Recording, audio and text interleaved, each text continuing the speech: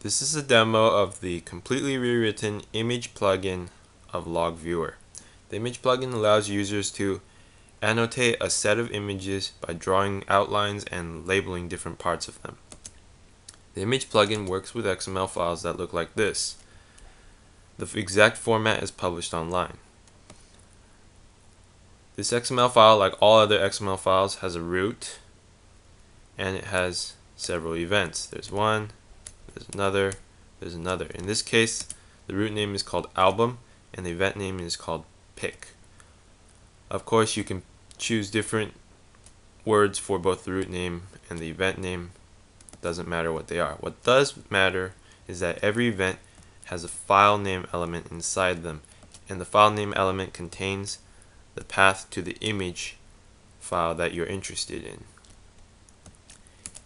In this case, it is not a complete file path, it is a relative one. It points to an AMI folder. Inside there's a lot of images. If you want, you can specify a complete file path, but the program also allows you to specify a relative file path, and I'll show you how to do that later. The first thing we do is we specify the structure of the XML, we open it, and now you can see AMI XML describes 21 different images. To start the plugin, we just select it, click open, and we can open. It'll ask for a categories file. Categories file describes the categories of annotations, so you can have an annotation of a certain type and color. All the annotations,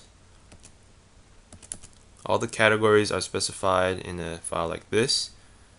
You can the format is published online, but a quick run through is that each one contains a category name, which is prepended with an exclamation, and then an RGB for what color you want it to display, and then any labels you want, and this just repeats all the way through. So I'm going to open that file, and as you can see, we see our image panes here and here. The first thing you have to do is specify where all the images are relative to. So before we had an XML that described all the images in the AMI folder. AMI folder is located in this path or in this directory, so we specify that directory.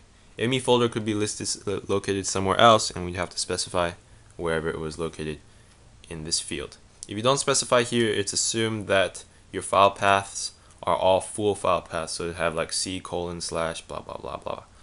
But we do want to use relative file paths in this case, not absolute file paths, so we have to specify something here.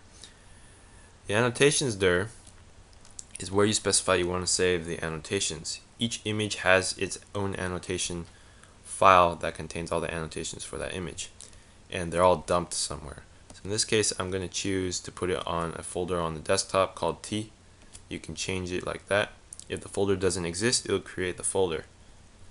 Once you're ready with this, see, it still doesn't do anything. You have to click set before you do anything. And now when I scroll,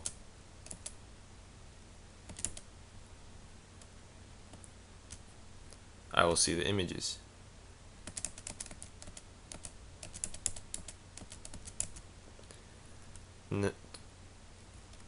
Now to edit or to annotate the image, what you do is you click the plus button, and then let's say I'm interested in this guy. I'm gonna click around him and create a polygon. Every edge you just single click. When you double click, it finishes the polygon and assumes you're done adding the annotation. This dialog will pop up. You can pick an annotation category or color.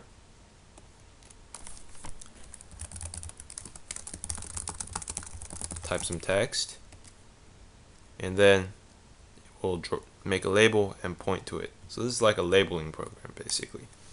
I'm going to show you another one. Single click, single click, single click, single click, single click, single click. I'm done. Double click. It'll finish the polygon. I can add a category. I can choose either no category or one of those predefined categories from the annotation from the categories file that we opened. There are other features to this program. For example, you can select a different annotation as you want. If you don't like an annotation, you could delete it. You can view, hide the outline, this line, or the label. You can choose different colors. Everything's yellow. That's yellow right now, and you can pick different colors. If you have an annotation highlighted, you can edit it. For example, this is an annotation. It is cool. And I don't like category 4, I like category 1. There it is. And also you can zoom in and zoom out. Click the zoom button, left click, it'll zoom in. If you hold down the Alt or the Control button, it will zoom out. And this is synchronized and it saves between opening, so you don't have to keep zooming in and zooming out. It's persistent. And then you single click the button and your magnifying glass will go away and you can use it as normal. Also, you can drag points, you can move them around.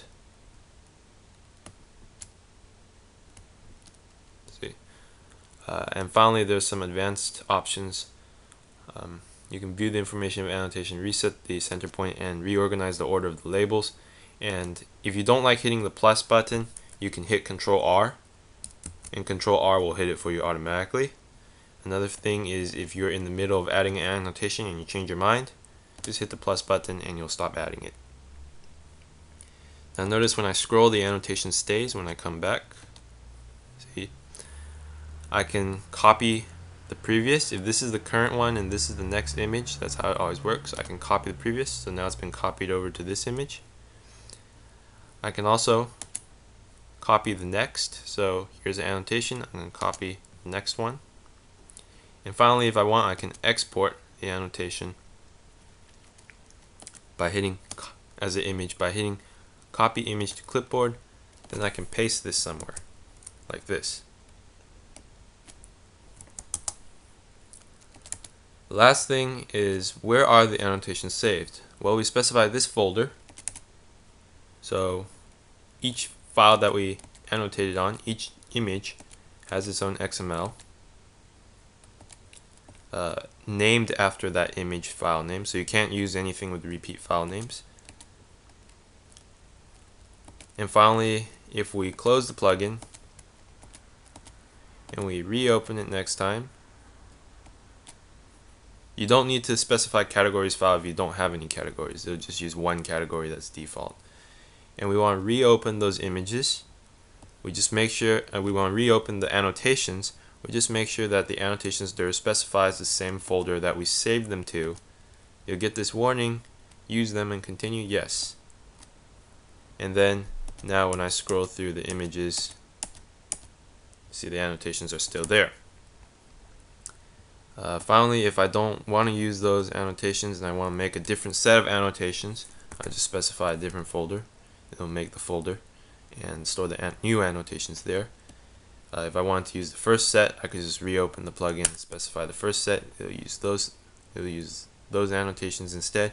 If I don't even want to create annotations, just leave it blank. When I hit set, it says annotations will not be saved, and that's okay. So the annotations aren't saved in this case. That's it to the image plugin. Thank you for listening.